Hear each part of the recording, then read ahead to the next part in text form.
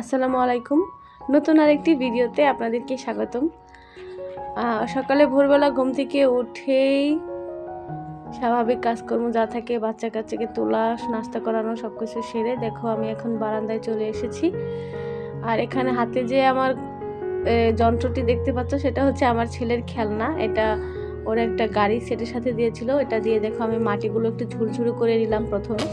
আর এই যে আমি ভিজিয়ে রেখেছি পালং শাকের বীজ, এগুলো আমি সারা রাত ভিজিয়ে রেখেছি। এখন সকালবেলা এগুলো আমি বুনে দিব, দেখি গাছগুলো হয় কিনা। তো লোকটা আগে বলেছিল সারা রাত এটাকে ভিজিয়ে রাখতে, তারপরে আমি তাই করলাম। ভিজিয়ে রেখে এই যে এখানে মাটির মধ্যে এটা ছড়িয়ে দিলাম। সাথে কিন্তু আমি কিছু লাউয়ের বীজও ভিজিয়েছিলাম। এই লাউয়ের বীজগুলো আমি এই টবে লাগিয়ে দিয়েছি। আর দেখো তো এটা কি গাছ, চিনতে পারো কিনা? এই যে অ্যালোভেরার পিছনে এগুলো হচ্ছে বিটরুট গাছ। তো বাজার থেকে 2টা বিটরুট কিনে নিয়েছিলাম। 2টার দাম নিয়েছিল 35 টাকা। এনে আমি এটা আমার মেয়েকে সুজির সাথে বা নুডলসের সাথে আমি দিয়ে কয়েকদিন খাওয়াইয়েছি। তো এটার যে উপরের যে মানে শাখা ছিল ওটা সহ আমি কেটে আমি ভাবলাম যে এখানে লাগিয়ে দিই, দেখি গাছগুলো হয় কিনা। তো লাগানোর পর দেখা যাচ্ছে যে পাতাগুলো বেরো হচ্ছে ভেতর থেকে, আল্লাহ জানে গাছগুলো হবে কিনা। তো মাটিগুলো আমি সুন্দর করে দিয়ে এখানে পানি দিয়ে দিয়েছি। আর এখন চলে এসেছি শীতের দিনে সবচাইতে বিরক্তিকর যে কাজটা সেটা করতে। মানে কি বলবো, ছোটবেলা থেকে শীতকাল আমার অনেক প্রিয় দিন, কিন্তু এখন বিয়ে হওয়ার পর বুঝতেছি সবচাইতে খারাপ একটা সময়ের মধ্যে। কারণ যতই শীত পড়ুক না কেন সবগুলো কাজ আমাকেই করতে হবে, আমার কোনো হেল্পিং হ্যান্ড নাই। মধ্যবিত্ত পরিবারে হেল্পিং হ্যান্ড একটা বিলাসিতা ছাড়া আর কিছুই না।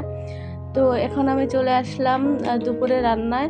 তো আজকে দুপুরে রান্নায় ভাবলাম যে একটু বেগুন ভর্তা করি আর একটু মাছ ভর্তা করি, আর কালকে রাতে তরকারি ছিল সেটাই গরম করে নেব। যেহেতু আয়তের আব্বু দুপুরে আমাদের সাথে খায় না, এর জন্য নিজের জন্যই হালকা একটা খাবার তৈরি করে নিলাম। তো বেগুন পোড়ানোর আগে এখানে আমি একটু তেল ওয়াশ করে নিয়েছি। দেখো বেগুনটা পোড়ানো হয়ে গেছে। তো আমার শ্বশুরবাড়ির এলাকায় বেগুন পুড়িয়ে খায় না, ওরা ভাতের মধ্যে সিদ্ধ দিয়ে খায়, ওদের কাছে নাকি গন্ধ করে।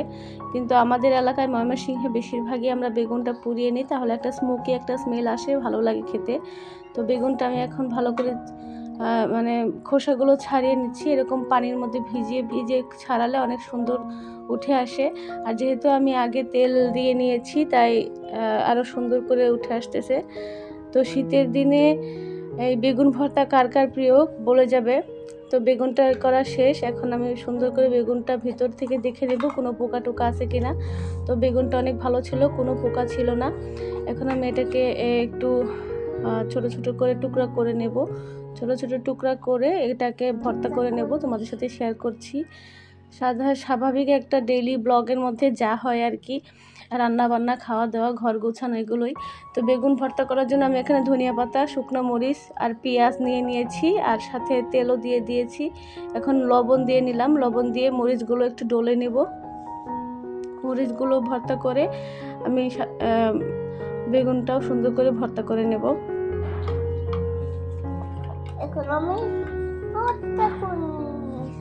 আমার সাথে সাথে আমার ছেলেও এখন ভয়েস দিচ্ছে। আর শীতের দিন বড়দের পাশাপাশি ছোটরাও কিন্তু সর্দি কাশিতে ভোগে। আমার ছোট মেয়েটার নাকে সর্দি হয়েছে, সারাদিনই কান্না করতেই থাকে, হয়তোবা নাক বন্ধ। ওর জন্য আমি ড্রপ দিয়ে নাকটা পরিষ্কার করে দিই সবসময়। এখানে দেখো আমার ভর্তাটা করে নিলাম। আর চারদিকে এত পরিমাণে কুয়াশা, ঘরে লাইট না ধরালে ঘরের কিছুই দেখা যায় না। যেহেতু দরজা জানালা সব আমি লাগাই রাখছি, নয়তো ঠান্ডা বাতাস আসে ঘরের ভিতর। তো ভর্তাটা করে নিলাম। আর এখন আমি চলে যাব রান্নাঘরে আমার মাছ ভর্তাটা করার জন্য।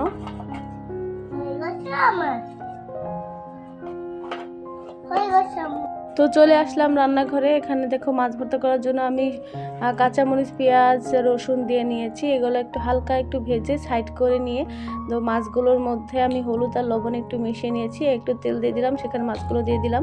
আমাদের এলাকায় মাছ ভর্তা, টাকি মাছ, এগুলো এভাবে ভর্তা করে, কিন্তু এটা কিন্তু টাকি মাছ না, এটা হচ্ছে শোল মাছের বাচ্চা। তো ছোট শোল মাছ, সেটাই আমি ভর্তা করে নিব আজকে। তো ভাজি করার পর দেখা গেল ভালো করে সিদ্ধ যদি না হয়, এর জন্য আমি একটু পানি দিয়ে এগুলোকে একটু সিদ্ধ করে নিলাম। তো তারপর মাছগুলো একটু ছাড়িয়ে দিলাম, তেলের মধ্যে একটু ভেজে নিলাম যাতে ভালো করে রান্না হয়ে যায়। তো মাছগুলো রান্না করা শেষ। আমি এখানে কাঁটাগুলো বেছে নিয়েছি, দেখো কাঁটাগুলো। আর এখন আমি মাছটা ভর্তা করে নেব। আর এর সাথে কিন্তু দেখো কি কি নিয়েছি, আমি ধনিয়া পাতা নিয়েছি, আর সবচাইতে মোস্ট ইম্পর্টেন্ট হচ্ছে মাছ ভর্তার মধ্যে আদা কুচি। এটা দিলে মাছের ভর্তা অনেক মজা হয়। আর এটা হচ্ছে পেঁয়াজগুলো, আর একটু মরিচগুলো, আর এটা হচ্ছে মাছটা। তো এখন আমি সুন্দর করে এগুলো ভর্তা করে নেব। তো এখনো পর্যন্ত যে আমার ভিডিওটি দেখছো, তোমাদের কাছে যদি একটু ভালো লেগে থাকে তাহলে ভিডিওটিকে একটা লাইক করে দিয়ে যেও। আর যদি আরেকটু ভালো লেগে থাকে তাহলে আমার চ্যানেলটিকে সাবস্ক্রাইব করে পাশে থেকো। আর ফেসবুক পেজে দেখে থাকলে ফেসবুক পেজটিকে অবশ্যই তোমরা ফলো দিয়ে পাশে থেকো। আর সাধারণ একটি ডেইলি ব্লগ চ্যানেলে এগুলোই আসলে ছাড়া হয়, ডেইলি লাইফস্টাইলে যা হয়, যা সারাদিনে রান্না বান্না, বাচ্চা কাচ্চা সেসব। তো আজকের মতো ভিডিওটি এই পর্যন্তই। সবাই ভালো থেকো, সুস্থ থেকো। আসসালামু আলাইকুম। তো লাস্ট স্টেপে আর কি ভয়েস দেব আর বলার কিছু নেই, তো তোমাদেরকে একটা গান শুনিয়ে দিই, দেখো কেমন লাগে। লাস্ট স্টেপে একটা গান শোনাই। কেন যে মধুর লাগে অনুরাগে হিয়া জাগে, গোপন স্বপন আখি তারা হয়ে যায় নাকি, তোমারও পরানো বিনা প্রাণে দোলা দিয়ে যায় সাগরের তীর থেকে মিষ্টি কিছু হাওয়া।